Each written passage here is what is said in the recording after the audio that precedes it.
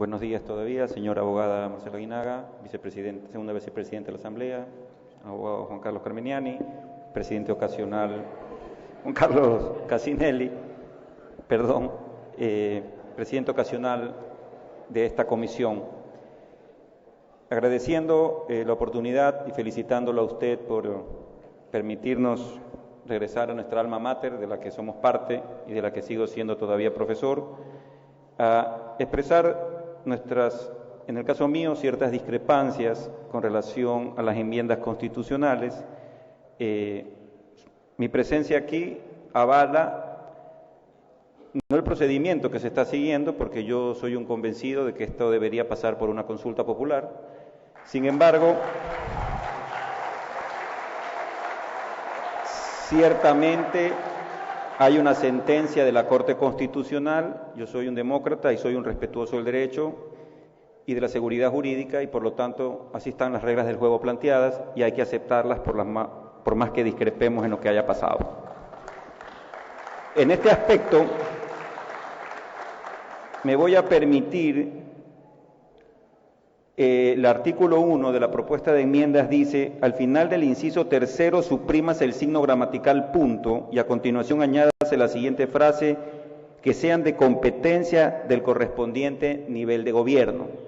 El artículo 104 de la Constitución, inciso tercero, dice: los gobiernos autónomos descentralizados, con la decisión de las 3/4 partes de sus integrantes, podrán solicitar la convocatoria a consulta popular sobre temas de interés para su jurisdicción.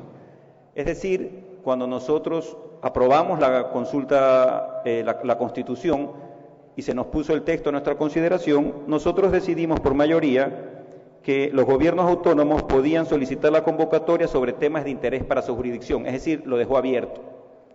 Sin embargo, ese mismo artículo, más abajo, nos limita a los gobiernos autónomos descentralizados porque dice: las consultas populares que soliciten los gobiernos autónomos descentralizados a la ciudadanía no podrán referirse a asuntos relativos a tributos o a la organización política administrativa del país. Es decir, cuando se aprobó la Constitución de Montecristi, los constituyentes por una parte y por una inmensa mayoría los ecuatorianos decidimos restringir a los gobiernos autónomos descentralizados en el sentido de que podían consultar absolutamente sobre cualquier cosa, menos sobre asuntos tributarios y sobre asuntos de organización político-administrativa. Por lo tanto, cuando hoy se busca a través de la enmienda decir, y el inciso quedaría así: sobre temas de interés para su jurisdicción que sean de competencia del correspondiente nivel de gobierno, se está procediendo a una restricción de los derechos de los gobiernos autónomos descentralizados, y eso definitivamente no puede ser corregido a través de una enmienda constitucional, sino obligatoriamente a través de una consulta popular.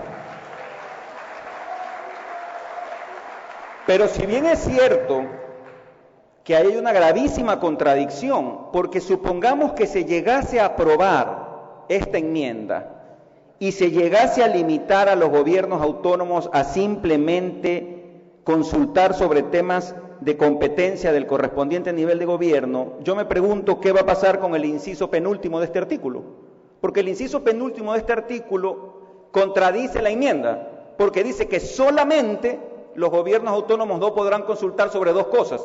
Entonces, por una parte, la enmienda busca a limitar a ese ámbito competencial de los gobiernos autónomos que está claramente definido en la Constitución de la República, pero por otro lado, abajo nos dice que solamente no puede consultar sobre dos temas, sino que puede consultar sobre todos los otros temas.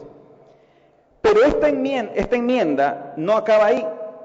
Yo he venido escuchando que esta enmienda se la está un poco criticando, como diciendo que esto atenta contra los gobiernos autónomos descentralizados. Pero yo quiero recordarles que esta enmienda tiene dos literales, el literal A y el literal B. El literal B, ¿qué propone? Dice: en el inciso cuarto, suprímase la frase sobre cualquier asunto. El inciso cuarto dice: la ciudadanía, o sea, todos los que estamos aquí y todos los ecuatorianos, podrán solicitar la convocatoria popular sobre cualquier asunto. cuando la consulta sea de carácter nacional, etcétera, etcétera, etcétera. Es decir, nuevamente, cuando los señores constituyentes y luego nosotros votamos por esta Constitución, decidimos que los ciudadanos estamos empoderados para consultar sobre cualquier asunto, menos lo que este mismo artículo nos prohíbe, ¿no verdad? Sobre temas tributarios y sobre temas de organización político-administrativa del país. Y esto sí es realmente grave, porque si es grave limitar a los gobiernos autónomos a circunscribir sus consultas a temas del ámbito de sus propias competencias, quitarle la facultad a los ecuatorianos de consultar sobre cualquier asunto de nuestro interés y pretender hacerlo mediante una enmienda constitucional, eso, discúlpeme con todo respeto, atenta contra la democracia. Eso se tiene que hacer por consulta popular, porque si a nosotros nos van a privar el derecho de consultar sobre cualquier asunto, no lo pueden hacer a través del mecanismo del 441, que reconozco está establecido en la Constitución de la República. La enmienda es una posibilidad en la medida que no sea restrictiva de derechos. La sentencia que la Corte Constitucional dictó sobre esto aquí, yo las invito a los abogados y a quienes no son abogados a que la estudien, porque va a ser materia de estudio de aquí en los próximos 50 años en cualquier facultad de derecho del país y seguramente del mundo. Esto es injustificable. No existe forma alguna de buscar la reforma del 104, inciso cuarto, a través de una enmienda constitucional.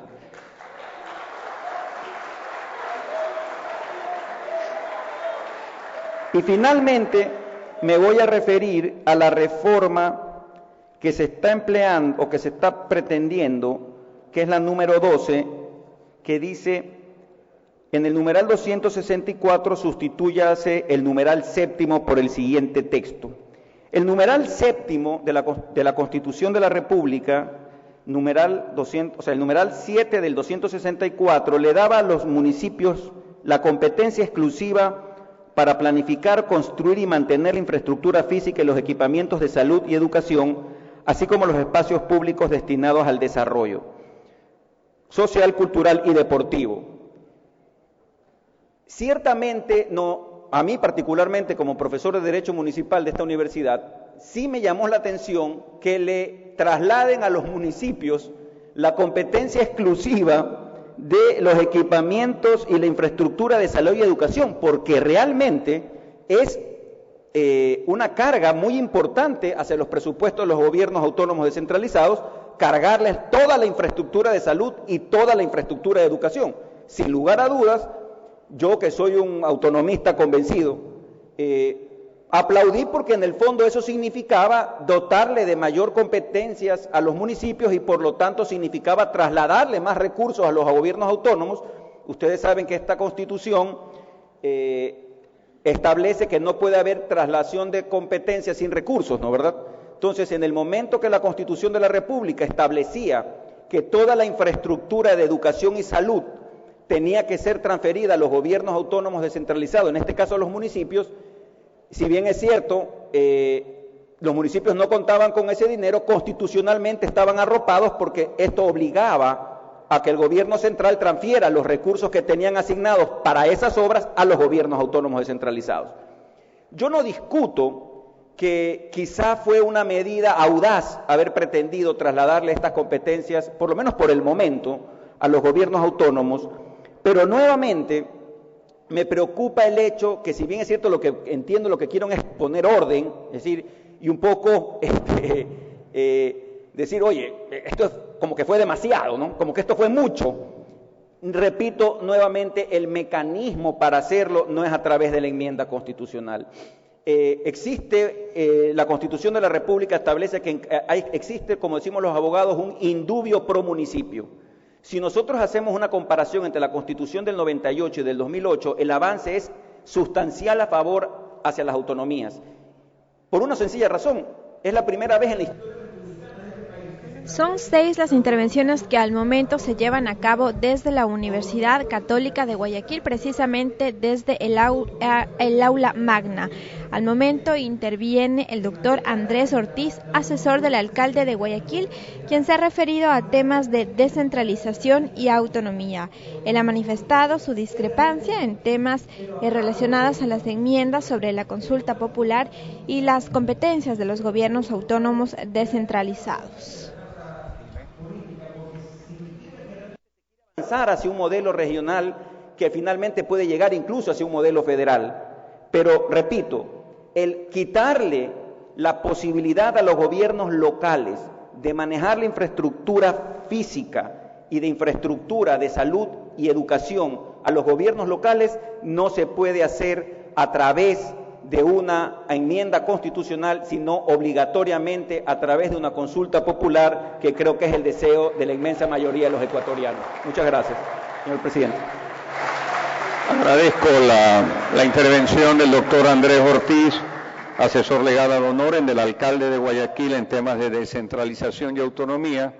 Invito al estrado al vicealmirante en servicio pasivo Fernando Donoso, excomandante general de la Marina y excomandante del Comando Conjunto. Se trata de una nueva intervención, es del vicealmirante Fernando Donoso, excomandante general de la Marina y excomandante del Comando Conjunto de las Fuerzas Armadas. Aquí, en el aula magna de la Universidad Católica de Santiago de Guayaquil, se lleva a cabo la segunda socialización en territorio de la Comisión Ocasional de Enmiendas a la Constitución. Están presentes varias autoridades, docentes, juristas, expertos en Derecho de la Universidad Católica de Guayaquil, así como también varias autoridades de diferentes instituciones públicas. Escuchemos entonces al vicealmirante Fernando Donoso. Encuentro con la ciudadanía. Entiendo y sé que estoy convencido que es un foro de mucha trascendencia en el que se están tratando temas de vital importancia para la vida futura del país. Soy un oficial de la Armada del Ecuador, actualmente en servicio pasivo, que luego de más de 38 años de servicio a la patria, alcanzó el grado de almirante, desempeñando los cargos que acaban de indicar. Lo que me da autoridad moral para tratar un tema que ha levantado mucha polémica, como hemos escuchado, al tratarse de una probable enmienda a la Constitución que involucra a las Fuerzas Armadas. Analicemos un poco el marco legal vigente que permite ya a las Fuerzas Armadas apoyar la seguridad integral del Estado. La Constitución del 2008 indica en su artículo 158 que las Fuerzas Armadas y la Policía Nacional son instituciones de protección de los derechos, libertades y garantías de los ciudadanos. Es importante destacar en esta Constitución lo que se indica con respecto a la Policía Nacional. Es una institución estatal de carácter civil altamente especializada, cuya misión es atender la seguridad ciudadana y el orden público, y sus miembros tendrán una formación basada en derechos humanos, investigación especializada, prevención, control del delito y utilización de medios de disuasión y conciliación como alternativa para el uso de la fuerza. Mi comentario indica que en la Constitución de Montecristi se establece una clara diferencia entre la policía, como encargada de la seguridad ciudadana y el orden público, y las Fuerzas Armadas, encargadas de la defensa de la soberanía y la integridad territorial, aunque las dos instituciones están para proteger y garantizar la seguridad integral. Utilizar a miembros de Fuerzas Armadas en labores policiales como el combate a la delincuencia común o el control del orden público, puede provocar graves violaciones a los derechos humanos, porque el objeto a proteger, según lo establece la misma Constitución, es distinto. La policía, una institución altamente especializada, forma a su personal con un sólido basamento en derechos humanos, con la utilización de medios de disuasión y conciliación como alternativas para el uso de la fuerza, mientras que las Fuerzas Armadas no tienen esa formación. Están preparadas para el combate, se adiestran en el uso eficiente y efectivo de las armas. Ante una amenaza, por leve que sea, reaccionan por instinto y hacen uso de su armamento para dar de baja a su oponente. La policía trabaja con ciudadanos, las Fuerzas Armadas con enemigos. Los derechos que se aplican son distintos. Para la policía, los derechos humanos son el límite. Para los militares ese límite es únicamente el derecho humanitario. El entrenamiento también es distinto. La policía se encarga de prevenir la violencia y de detenerla. Cuando sucede, las Fuerzas Armadas se entrenan para el uso de las armas, el uso eficiente de las armas. La policía debe evitar la muerte y si la provoca injustificada constituye una grave violación de los derechos humanos. Las Fuerzas Armadas, cuando hay hostilidades, deben eliminar al enemigo porque son entrenadas para eso. La Constitución prevé también que se empleen las Fuerzas Armadas en caso de grave convulsión interna o externa, para lo cual el presidente emitirá el respectivo estado de excepción. Además de eso, tenemos la Ley de Seguridad Pública y del Estado, que en su artículo 1 indica que esa ley tiene por objeto regular la integridad integral del Estado democrático de derechos y justicia de todos los habitantes del Ecuador, garantizando el orden público, asegurando la defensa nacional, preveniendo los riesgos y amenazas de todo orden a través del sistema de seguridad pública, y encarga al Ministerio de Coordinación de Seguridad para que prepare el plan de seguridad integral para coordinar las acciones de los órganos ejecutores. ¿Cuáles son los órganos ejecutores de la seguridad pública? Las Fuerzas Armadas, en cuanto a la defensa, y en cuanto al orden público, a la Policía Nacional. Y finalmente, en esa misma ley se indica que declarado el estado de excepción y siempre que el presidente de la República haya dispuesto el empleo de Fuerzas Armadas y la Policía Nacional, deberán coordinar acciones para que las Fuerzas Armadas apoyen a la policía, responsable del mantenimiento del orden público. Será el ministro de Gobierno, Policía y Cultos el responsable de coordinación de las acciones. Mi comentario, ya es constitucional que las Fuerzas Armadas, ante grave conmoción interna, pueden actuar apoyando a la policía, luego de que se emite el respectivo decreto presidencial bajo los condicionantes fijados en la Carta Magna. La ley nació con una clara orientación de dejar a las Fuerzas Armadas fuera de lo que significa el control del orden público. Me refiero a la Ley de Seguridad Pública y del Estado. Dejó a las Fuerzas Armadas fuera de lo que significa el control del orden público y la seguridad ciudadana y limitó su participación únicamente a los estados de excepción, siempre y cuando el presidente de la República haya declarado su vigente. Esta orientación fue rectificada posteriormente y se promulgó la ley reformatoria de la Ley de Seguridad Pública, en la que se dice que las Fuerzas Armadas pueden apoyar de forma complementaria las operaciones que en esa materia competen a la Policía Nacional. Esa ley no hace referencia a las tareas que tiene el Ministerio de Coordinación de Seguridad, al Plan de Seguridad Integral, que sostiene que las Fuerzas Armadas asumen nuevos roles y tareas relacionadas con la seguridad con enfoque integral, y además, para confrontar la problemática del narcotráfico, el gobierno ha definido una política emergente contra la criminalidad, que también da acciones para las Fuerzas Armadas. Entonces, a la fecha existe un amplio marco legal, pero entiendo yo, descoordinado entre sus componentes, que permite a las Fuerzas Armadas apoyar complementariamente a la Policía Nacional. La situación nacional e internacional que vivimos nos obliga a mantener a nuestras Fuerzas Armadas y Policía preparadas y entrenadas para enfrentar las amenazas específicas que tiene un país como el nuestro, entre las cuales podemos citar la extrema pobreza, la desigualdad, la exclusión social, los desastres naturales o provocados, los problemas del medio ambiente, el comercio y transporte de combustibles y materiales peligrosos, los efectos negativos del conflicto colombiano, la inseguridad ciudadana, las migraciones descontroladas, la escasez de recursos, la posibilidad de conflictos como los países vecinos y la delincuencia transnacional. También debemos reconocer que como estamos dolarizados, esto es una invitación a los delincuentes de otros países para que ejecuten el lavado de dinero en el nuestro. La proximidad de Colombia provoca el tráfico de armas en apoyo de las actividades de las FARC. Los bajos precios de los combustibles ecuatorianos traen consigo el contrabando hacia los países limítrofes.